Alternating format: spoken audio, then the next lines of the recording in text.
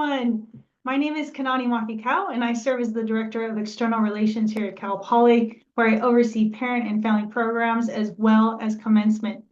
The Lunch and Learn webinar series, sponsored by the Parent Advisory Council and hosted by Parent and Family Programs, is a resource for Cal Poly parents and supporters featuring campus and community experts. To review this recording and all previous webinar sessions, please visit the Stay Informed tab at parent.calpoly.edu. That information will be in the chat at the conclusion of this Lunch and Learn webinar session.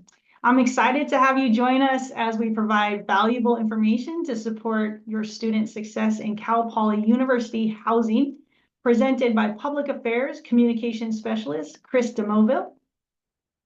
We will learn how on-campus living creates a safe and enriching environment that promotes academic achievement and personal development. With 6 distinct residential communities, Cal Poly offers a variety of living options to support student success. Learn about our resources, professional staff, safety measures, and how to support your students' transition to university life. Chris, do you want to introduce yourself? Absolutely. Thank you, Kanani. My name is Chris DeMoville. I use he, him pronouns, and I am a public affairs and communication specialist at University Housing, and I'm excited to talk to everyone today. I've been in this role since about March 2022, and we have some exciting stuff to share. So I will go ahead and start sharing it.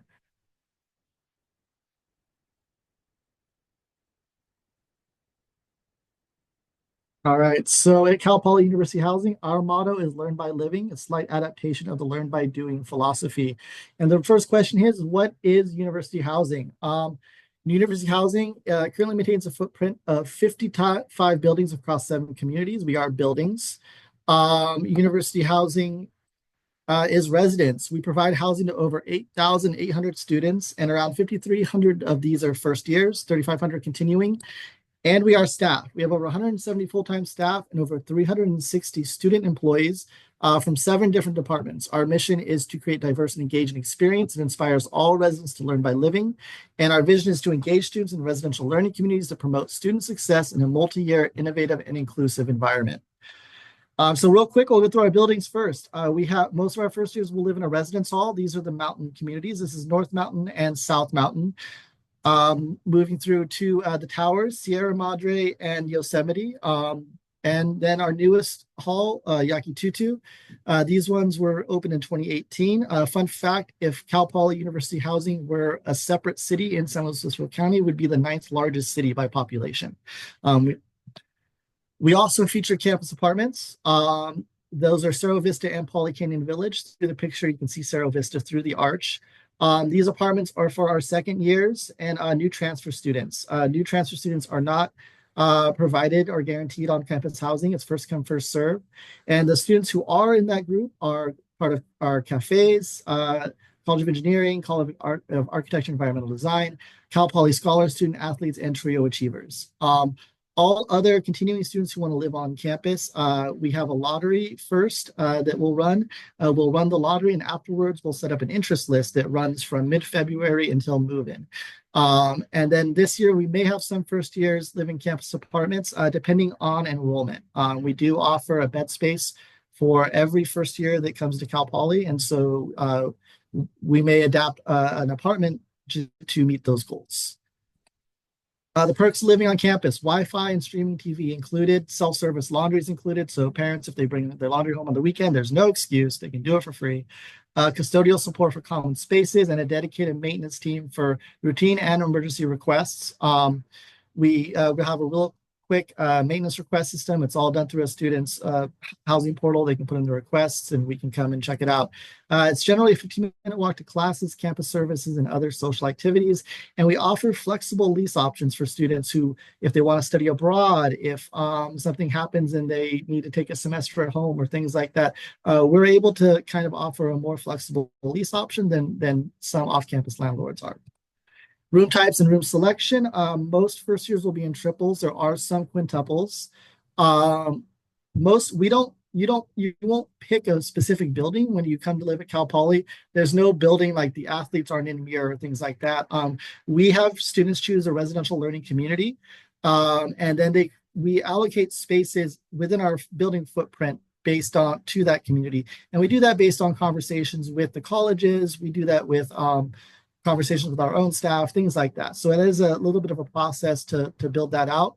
RLCs are not guaranteed. It's primarily to help students group themselves for room selection in buildings.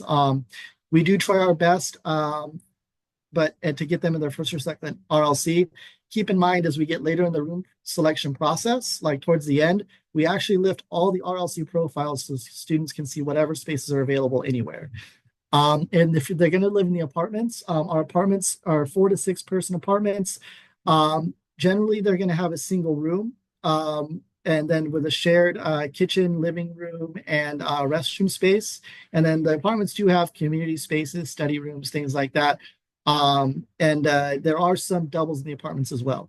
First years are required to have a dining plan because while there are kitchens in the building, they're not in the apartments like the second years have. So continuing students are not required to have a dining plan because they have a full kitchen in their apartment. Future housing. If you come to campus, we have a really exciting project going on above the red bricks, in the parking lots above the red bricks. We are building new buildings, and we are in a 10-year plan to add about 4,000 new beds and to renovate all 6 of our red bricks to bring them up to more modern standards. The plan's been approved by the CSU Board of Trustees, and we're starting on site prep for buildings A, B, and C right now. The plan, once we get those buildings open, is to take 1 red brick offline each year until we get those all renovated, and then eventually the future housing will be so that we can have all of our continuing students on campus. So we can have all of our Cal Poly students on campus for their first 2 years. Now, if you want more information on that project, you can visit our website. We have a pretty robust website which talks about that. Moving on, so that we all do recognize though that buildings are just buildings without the community inside them, and so we really try to emphasize building community for students when they get here. We have in-building support of residence advisors. There's over 180 of them. They are split proportionally among the buildings. They're appointed student leaders who are always there. They're there to maintain the integrity of our buildings, but we also give them a programming budget. We want them to really build programs and get students out of their building and connected with each other. And so while they are there to sort of make sure everyone's being safe, they're also there to really try and help people who may be having a hard time in classes or maybe having a hard time coming out socially, adjust to life at Cal Poly and make new friends. We also have coordinator student developments a coordinator of student development who lives on campus. These are professional staff. They have a master's degree or they're working on it in counseling or a related field, and they manage the RAs. They're the 24/7 adult in the room. If someone needs to come in and make a snap judgment, like that's the person the RAs will refer to. And then we also have faculty and residents who are professors who live in our communities. They're less involved with student conduct than the coordinator student development and RAs, but part of their agreement to live on campus is to develop FIR programs that our students can partake in. So I know that we have like study hours and basketball shoot arounds and tea time and cooking hours and things like that. It's a pretty fun program to check out, and it's open to anyone who lives on campus. And if students want to get involved in making decisions with housing, we also have Interhousing Council, which does a lot of event planning, but they're also sort of the in-house board for residents to represent the residents of the community to Cal Poly Housing. One of our biggest concerns is resident safety. Each resident is issued an access card and a unique PIN number. When applicable, they also are issued a brass key. These keys are unique to them. The PIN numbers are unique to them. And if we actively discourage students from trading keys or any type with their roommates or things like that for this reason. All residence halls and campus apartments are closed to the public. We have active campaigns to keep residents from propping doors, which is something that does happen, that pops up is they just put a rock in the door while they walk to get something or whatever. And so we're really dedicating communication and some marketing interest to try and get in there and try and spread awareness as to not propping doors. Overnight guests are allowed when registered in advance. It's an easy process through our website. And then except for a few high impact events like Halloween, St. Patty's Day, and finals week. And that's just to, again, support our students and their their quiet time and their studying and things like that. During those high maintenance events, though, we do have housing staff. We all go patrol the footprint and keep an eye on things, just kind of provide that extra support to the RAs. Whenever a student loses a brass key, a core change is made. Core change means we essentially change the lock to a new brass key so that the brass key that was lost will no longer work for that room. Because of that, there is a fiscal charge that applies to lost brass keys of $70, which covers the staff time and whatnot to handle those changes. All staff members at Cal Poly are subject to passing a background and reference check prior to an offer of employment. We have CPPD patrolling 24 hours a day, 7 days a week. And while I won't click on the link now, campus safety reports for both our fire report and our just general campus safety reports are on the very first page of our website, all the way down. So we actively publish those things every year on our website to be as transparent as possible about our campus and what goes on. Now moving into university housing staff, because again, we are a big part of housing and we're all really excited to, try and create the best possible environment for our student residents. The live-in staff that we have is all run from RSE. We have CSDs, RAs, and FIR. We already kind of reviewed what their functions are and whatnot. RSE also has in-building staff that handles business operations, also the CSD directors, things like that. Their offices are in the residence halls, so they are in the buildings all the time.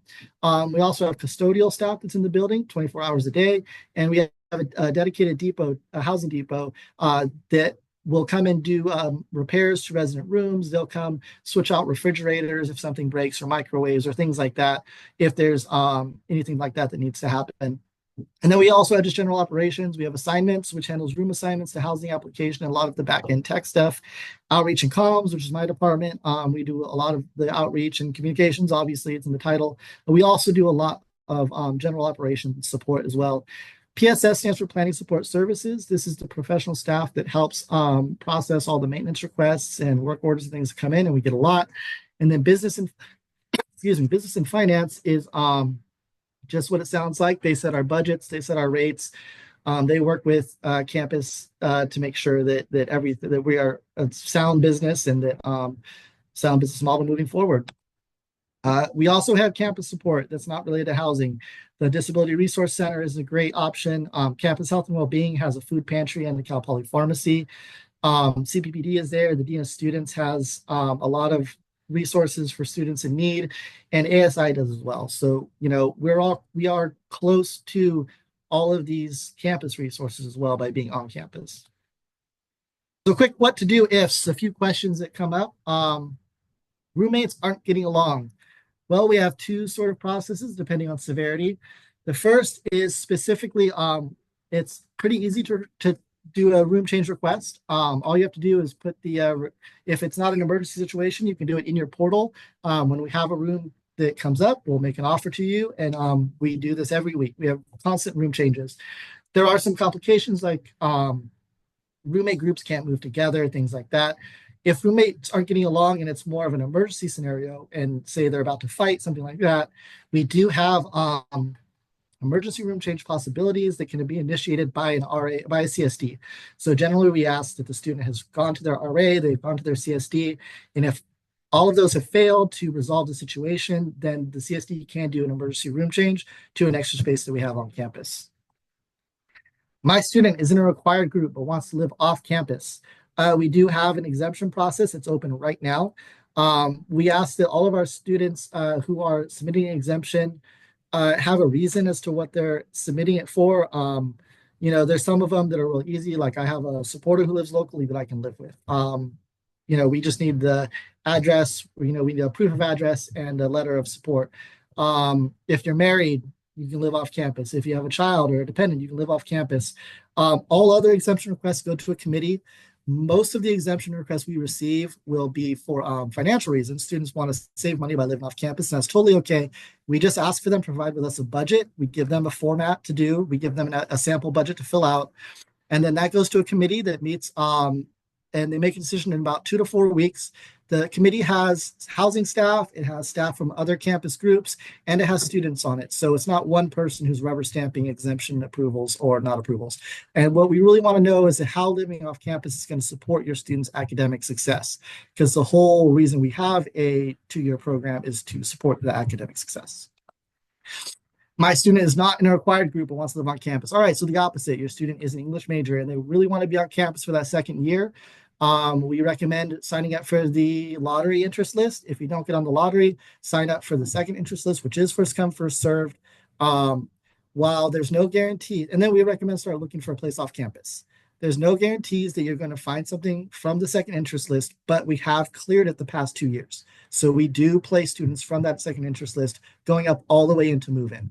But our recommendation is that you would sign up for the interest list and then start looking for off-campus housing, just to make sure. My student wants to stay for spring break. A spring break is covered. Fall break is covered. Winter break is not. Winter break, we don't charge for that time. We do allow students to stay for winter break, but they have to pay the fees, the nightly rates that they wouldn't be paying otherwise. And it's usually one flat rate. So we really ask the students, if they are going to stay for winter break, consider that campus isn't really open. A lot of things are closed, and that if they only want to stay for a little bit or if they want to stay for a long period of time, it's going to be the same rate based on our need to schedule staffing and things like that to support their stay. My student wants to change rooms. Again, if it's not an emergency, it's super easy. You can just go ahead and go online, put in a room change request in your housing portal. The speed at which you get an offer usually depends on, what we have available, but also the sort of what you're looking for. If you say, I want a room in Sipatu room 214, and you're very specific about that, that might take some time to get to. If you say I want a room in any of the red bricks, then that might be a little easier for us to fulfill quickly. And then, I can't see the last one. So we'll just go ahead and move on. And that was it for us. Is there any questions?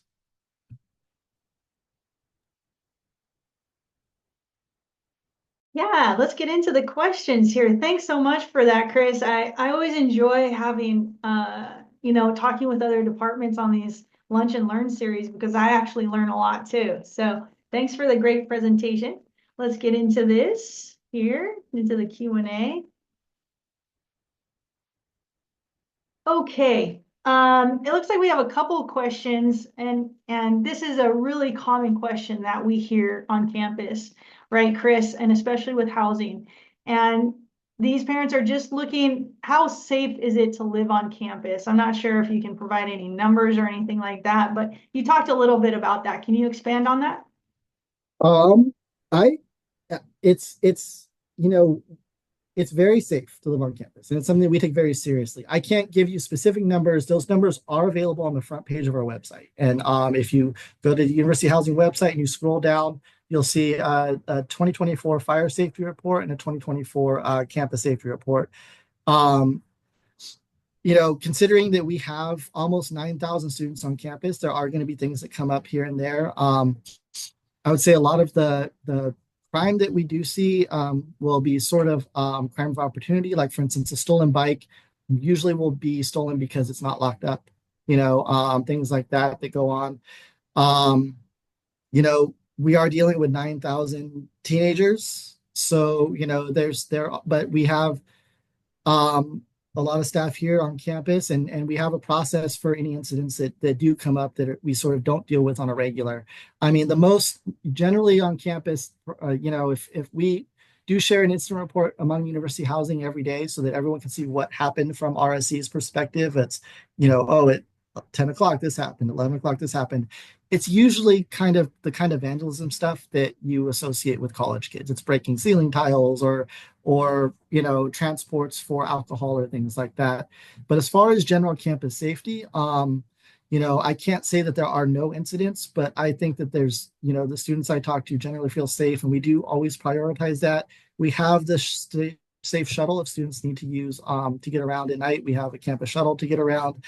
CPBD is active 24 hours a day, on campus. So, I know we take safety very seriously, and I don't know the specific numbers behind it, but I know that if something does happen, like if there is a lost key, it's every housing member on deck to handle that and to come take care of that. Our resident safety is absolutely our number one priority. Yeah, I can speak to that as well. It's something definitely I'm not in housing, university housing, but something that I've observed is that it's a real big focus for housing. And also housing is such a large organization. The amount of people that we have for student support in university housing is really extensive. I would say more than any other department on campus. So that's really great. Okay, thanks for that, Chris. Chris, I have a question here. How can parents and supporters stay involved in their students' on-campus living experience? And I think also this parent is speaking to they'd like to send things and things like that to their Sure. student. Yeah, sure. So mailing is really easy. Your student will have a mailing address that's not going to be their campus building. It's going to be like 274 Canyon Circle Drive or something like that. It's an address that's tied to their email more than it's tied to their actual housing address. And so um your student will get an email, will get a mail address, a traditional mail address sent to them by our distribution services. They're outside of housing, but we work closely with them in around August, sometime around, usually it's around late August. And you can use that to mail anything. As far as, we do have some restrictions. If you call university housing and you want, say, to find out if your student's in room, we really can't reveal that information. We are bound by FERPA to to protect our students, our residents' rights while they're here as well. And we do have scenarios where it comes up where we do have to be protective of that. So you might call us and say, hey, I haven't heard back from my son in 2 days and I want to know if he's okay.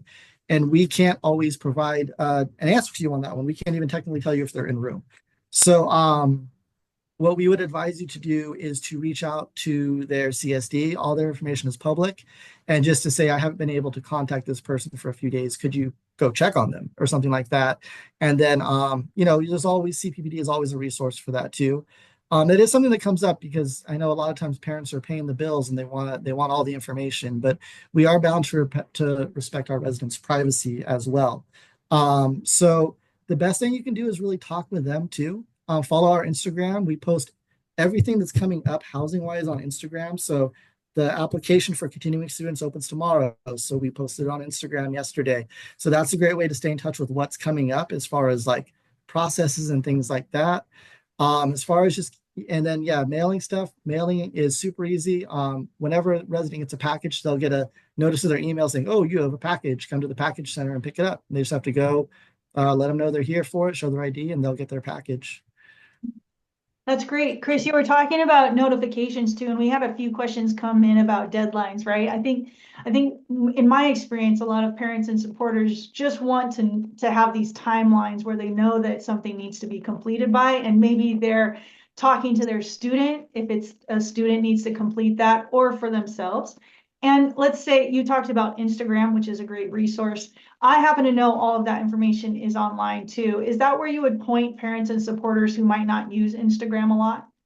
Absolutely. Our website is constantly updated. It is a great resource of information. Instagram is a great source of information. Instagram is probably more fluid. Our website, though, we update every single day. All the dates are accurate. And also give us a call, give us an email. Like we're very receptive if you have questions that we can answer that are general questions. Like if you're calling to just say, hey, when does my student need to complete the housing application? We can answer that without violating any type of FERPA or privacy laws or things like that. So feel free to ask us questions if it comes up. Our email at housing@calpoly.edu. I know that sounds kind of like a generic email, but it's checked by probably 14 people constantly. So it's probably one of the more checked email addresses on campus. And we are very responsive to all of the calls and emails and things that come in as well. Yeah, and we recommend emailing. Emailing is probably the easiest way to connect and to really get your questions out. We are obligated to respond within 48 hours to every email that we receive. So I would first recommend emailing. If you haven't heard back from emailing, give us a call. And then before you even do that, check our website because the information is probably there. Great. Great. Thanks, Chris. So we all hear about sometimes, when we start a new year and even throughout the year, if there's roommate conflicts. And you mentioned several things that students can do. Can you just talk a little bit more about that? What students might be able to do? We often at parent and family programs, when parents are emailing in to ask questions, this is a question that comes up for housing and they'd like some guidance on it. And it's something that we know is going to happen. It's something that RAs are trained for to understand. We really gauge. It's hard to say that there's a uniform response because there's probably not a uniform conflict. You know what I mean? We can kind of predict things that are going to happen.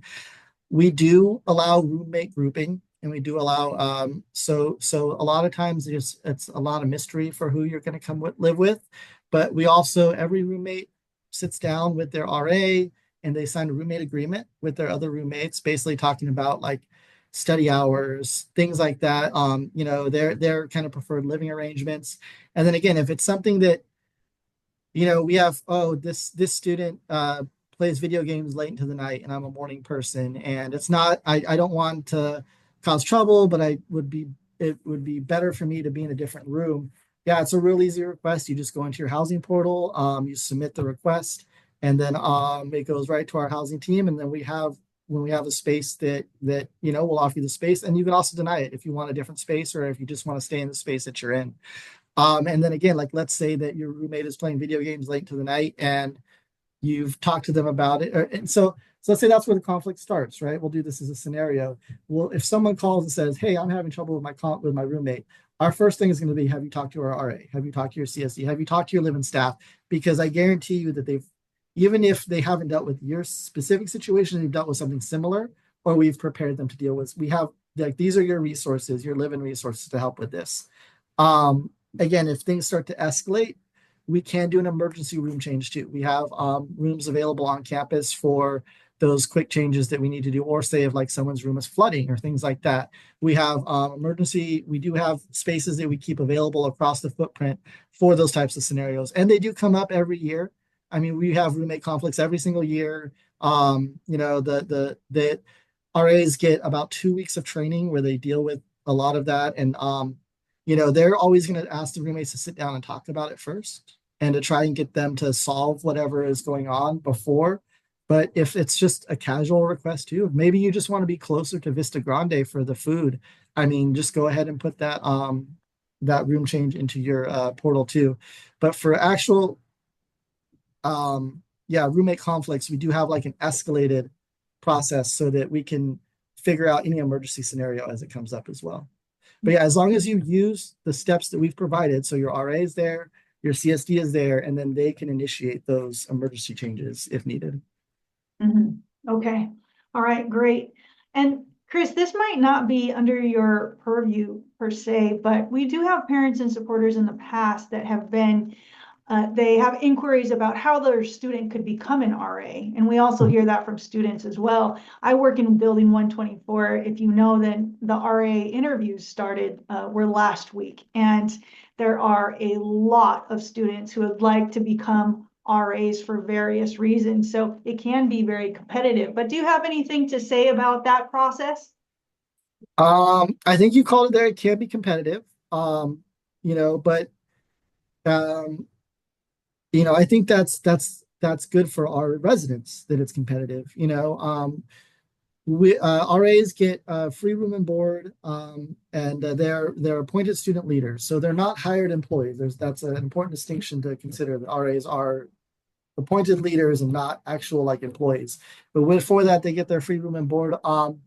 I can't give any tips as far as what would increase selection other than get involved with housing as much as possible when you're here. I mean, the more exposed you are to how housing operates, get involved with IHC, get to know your RA and talk to them about the process that they went through, because they went through the process if you're interested. But yes, knowing that we did have about 600 applicants for around 200 positions, it is very competitive for that. And it is a highly demanding job as well.